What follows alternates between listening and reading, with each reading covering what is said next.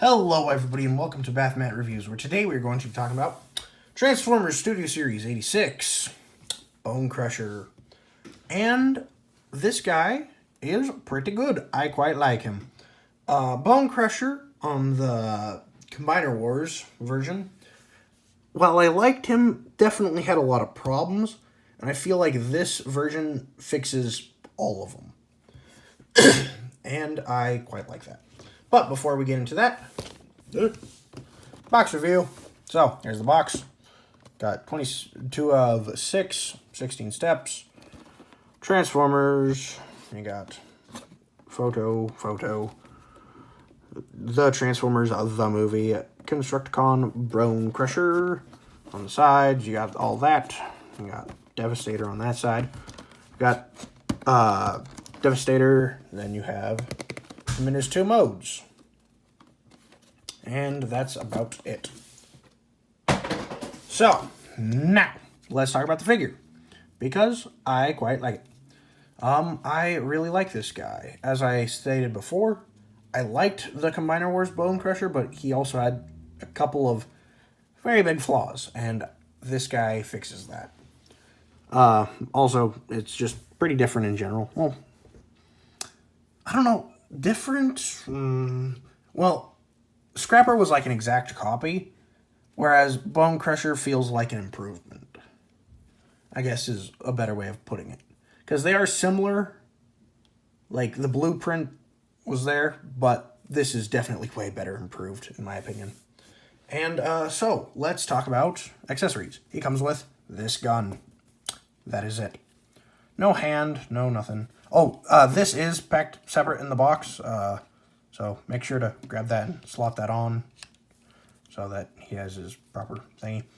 And I think that's all he came with. Now, articulation. So, head on a ball joint. Can't really do too much up and down, but the hinge that the head is connected to allows you to do that anyway. Nothing at the waist due to transformation. There is an ab crunch, but you can't really use it. I mean, I guess you could, if you can figure out how to work the hinges right, you can. So that's cool, but it also doesn't really look natural. But, I mean, you can do that if you want to. You kind of have to unpeg things and mess with it, but you can. You got a full 360 at the shoulder, out that far. You got down here, I can't really think of anything to use that for unless you want to dislocate or chop into his arm. Then you have a ball joint at the elbow, so you got 90 degrees of bend, and then all the rotation that you get from a ball joint. Then the legs. You got forward that far, back that far. Oh, no waist joint. I don't remember if I said that or not. Out that far, you got 90 degrees of bend, revealing, well, not really anything, but there is at least something in there, so it looks natural. Then at the foot, you have heel and toe bend, and then a ankle pivot. And yeah, that's about it.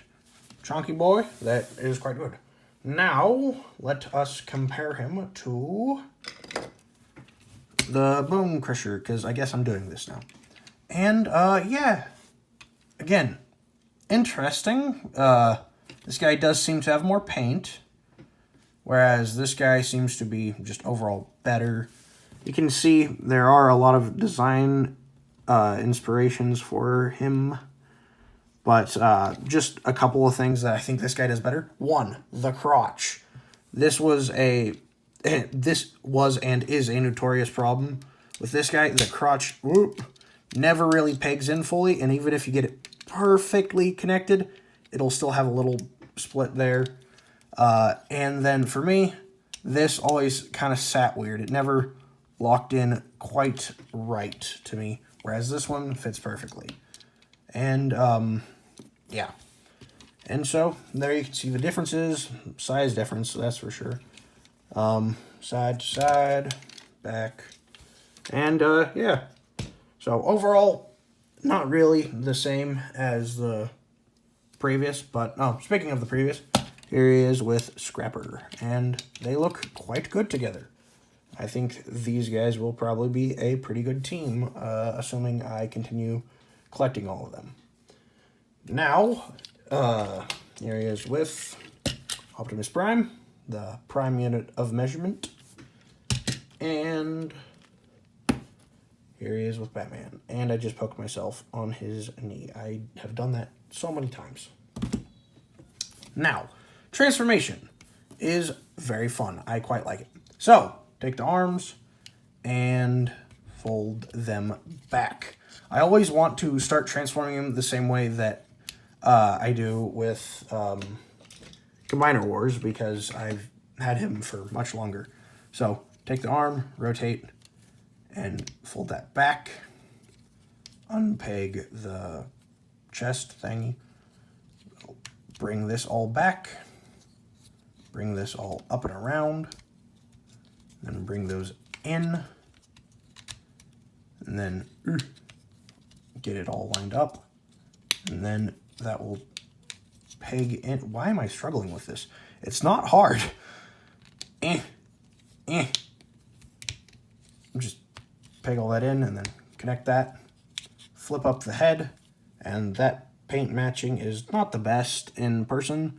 I don't know how well my camera picks up on it. It is an old iPhone camera.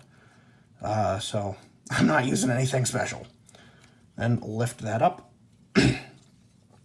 Then take the feet. Close that up. And yeah, it's like they didn't try on painting this. I don't know if you can see that, but I don't know who painted this, but unless it's, yeah, they just kind of scribbled it on there, which is a little bit too bad. Anyway, fold that in, and then just bring the legs and peg that in, and peg that in. Same thing on this side, just peg those in. And then accordion the bucket up, and voila. There you have the thingy that I can't remember the name of. But yeah, and it's a good thingy that I can't remember the name of. I quite like it. So far, he is my favorite out of the two of the Studio Series combiners that I have. Well, not Studio Series combiners. The Constructicons that I have. And I am interested to see in the others. And, oh, yeah, weapon storage, you can put that up there. Then it's a thingy that I can't remember the name of with a gun. And that's about it. So, thank you all for watching. Remember to like and subscribe. Comment down below what characters I should review next. And, yeah, I'll get to them as soon as I can. And follow me on YouTube and TikTok. Bye.